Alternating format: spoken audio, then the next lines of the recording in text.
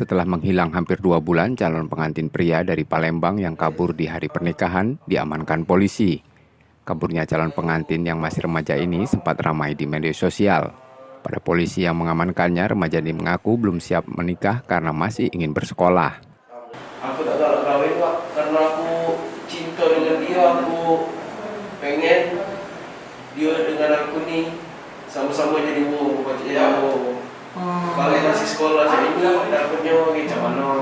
Masa depan dulu sebelum hari H. Enggak Pak, sebelum hari H tuh sudah ada rencana pergi Pak. Oh memang nak pergi.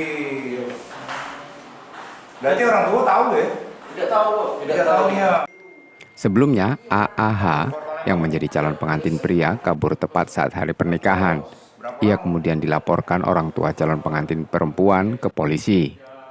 AAH melarikan diri ke Lampung dan bekerja di salah satu toko pakaian sebelum akhirnya diamankan polisi.